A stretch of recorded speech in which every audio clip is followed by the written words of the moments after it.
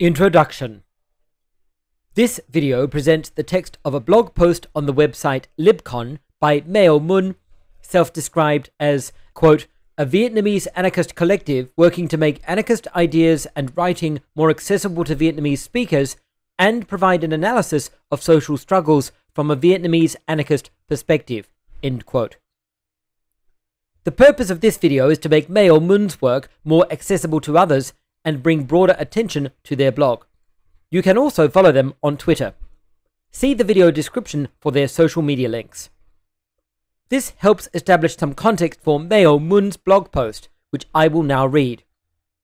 From this point, everything I say is a direct quotation of the blog post. There will be no personal commentary from me.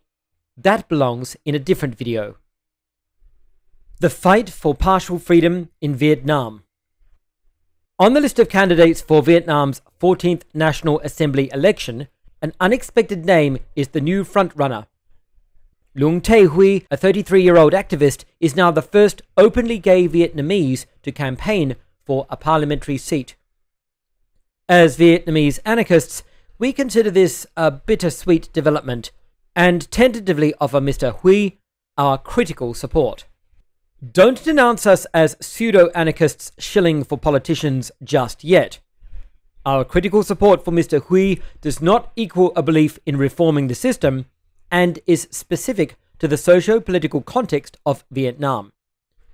Let's examine the fight for partial freedom in Vietnam and what revolutionaries can pick up from the liberal political theatre to build our own program. Luong Tay Huy is the president of the Institute for Studies of Society, Economy and Environment, ISEE, a well-known science and technology organization in Vietnam. ISEE has conducted a great deal of valued research into the living conditions of marginalized groups in Vietnam, as well as organized several campaigns for policy changes in favor of minority rights.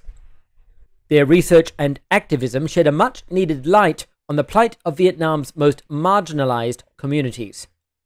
One stark example is ISEE's long-running Tôi Đồng Ý, I Agree campaign, which calls and lobbies for the legalization of same-sex marriage in Vietnam. So then, with this in mind, why do we find Mr. Huy's nomination bittersweet and by no means a victory for Vietnam's queer community?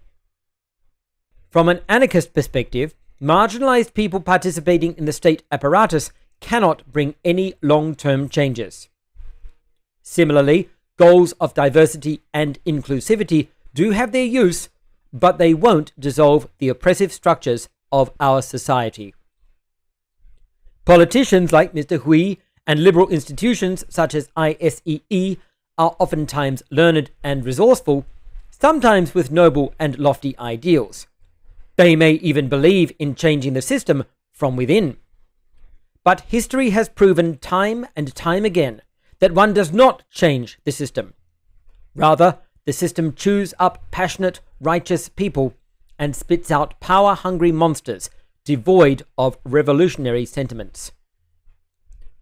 Let's also not forget that Vietnam's LGBTQIA+ population is extremely diverse, with individuals from all social classes, ethnic groups, and political and legal backgrounds.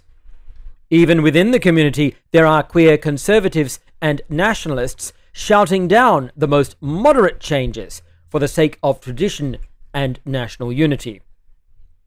They blame discrimination against queer people on the bad ones for being too vocal, too demanding, too other, too queer.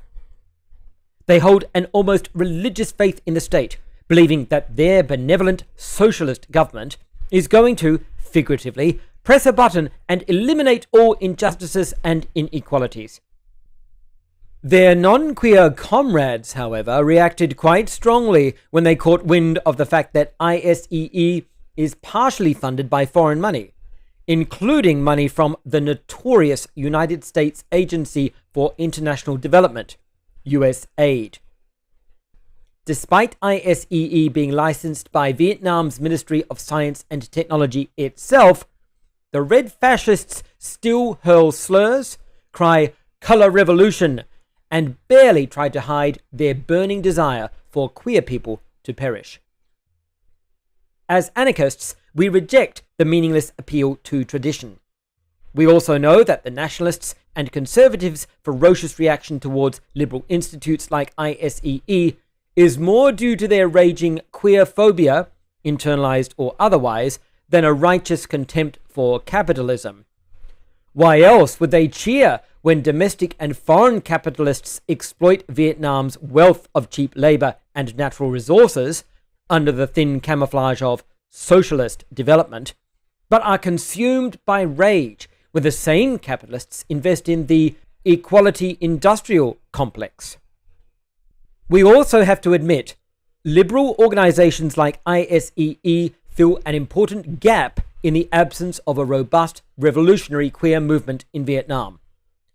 Despite their ulterior motives and counter-revolutionary nature, there is no denying their contribution to uplifting the lives of many marginalized people. This becomes glaringly obvious in the face of a Western left utterly apathetic to the struggles of the oppressed in Vietnam and other overexploited countries. Western leftists, communists, and anarchists alike routinely call for unity with the authoritarian oppressors in their favorite socialist states. They value a cheap, doomed to end in failure unity with the statists, the genocide deniers, and the red reactionaries more than the well-being and liberation of marginalized groups. With such a hypocritical and incompetent left in the West, it is no surprise that the liberal capitalist status quo can parade on with their benevolent facade. Anarchists need to swallow this bitter pill and do better when building our program.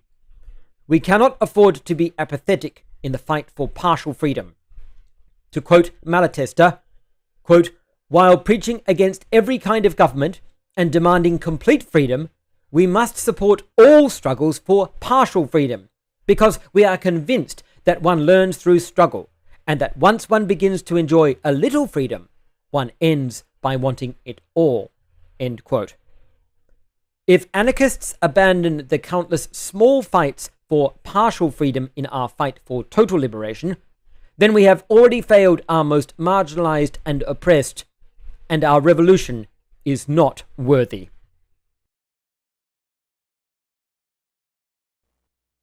Finally, I'd like to thank my generous patrons, Dusty Bob, The Boots Are On, Elias Asvig, Duran Barnett, Alexander Curzon, Shawnee Young, Andy Chaos, TBLTP, Thors, Fake Name, Niels Rethlin, Judge Sabo, Matthew Simmerall, Martin T, Ben Lindquist, John Larkin, Jack C, Ezekiel Stacy, Love You More, Noah French, and Aaron Johnson.